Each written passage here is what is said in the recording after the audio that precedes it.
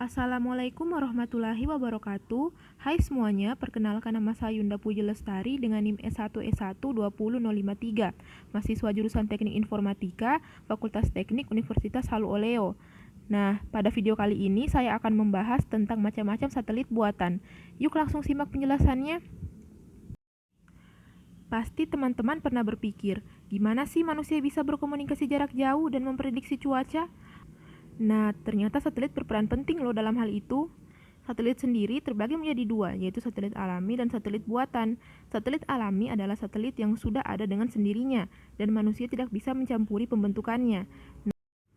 Nah, contoh satelit alami itu seperti bulan yang merupakan satelit bumi. Sedangkan untuk satelit buatan adalah satelit yang dibuat oleh otak manusia dan ditempatkan di suatu orbit menggunakan peluncur untuk fungsi tertentu. Satelit buatan sangat berguna untuk memenuhi kebutuhan manusia yang sangat beragam, apalagi seiring canggihnya teknologi.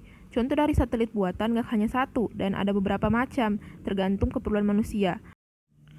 Yang pertama ada satelit komunikasi. Satelit komunikasi sangat berperan penting dalam bidang telekomunikasi. Bayangin aja nih ya, kalau satelit ini nggak ada, dijamin deh manusia nggak akan bisa gunain telepon dan internet satelit di saat-saat yang genting. Satelit komunikasi dapat mengatasi kendala geografis, sehingga tidak menutup kemungkinan saat terjadinya bencana alam besar, satelit komunikasi dapat diandalkan untuk melakukan komunikasi. Contoh satelit komunikasi yang ada adalah satelit EchoStar 3 di Amerika Serikat dan satelit Palapa di Indonesia. Yang kedua ada satelit cuaca. Satelit ini juga nggak kalah pentingnya loh bagi manusia, karena berfungsi sebagai monitor cuaca dan iklim di bumi. Tanpa satelit cuaca, manusia tidak bisa memprediksi cuaca dengan akurat kalau akan terjadi sesuatu yang berkaitan dengan iklim atau cuaca. Misalkan jika terjadi angin puting beliung dan kebakaran hutan. Contoh dari satelit cuaca adalah satelit Himawari yang diluncurkan negara Jepang dan satelit TIROS milik Amerika Serikat. Yang ketiga ada satelit navigasi. Nah, jika kalian bertanya-tanya, gimana sih GPS bisa menampilkan berbagai tempat, bahkan ke tempat yang sangat jauh? Nah, satelit inilah yang berperan penting dalam hal ini. GPS gak akan bisa digunakan tanpa adanya satelit navigasi. Kenapa? Karena satelit ini menyediakan data geospasial yang akurat. Data geospasial itu adalah data yang menyediakan lokasi geografis, dimensi, dan karakteristik objek alam maupun buatan manusia yang berada di atas permukaan bumi. Jadi, GPS bisa dipakai nggak hanya untuk di darat, tapi juga berfungsi untuk pelayaran dan penerbangan. Nah, GPS ini sangat canggih loh. Saking canggihnya, GPS bisa dipakai di handphone kita seperti sekarang ini. Contoh satelit navigasi adalah satelit Beidou yang diluncurkan oleh China dan satelit GLONASS yang diluncurkan oleh Rusia. Yang keempat ada satelit militer. Satelit yang satu ini sangat berperan penting terutama bagi negara-negara yang memiliki senjata rudal atau negara yang bertetangga dengan negara lain yang memiliki rudal. Kenapa? Karena negara-negara ini akan selalu waspada dan siap menyerang jika merasa terancam oleh negara lain.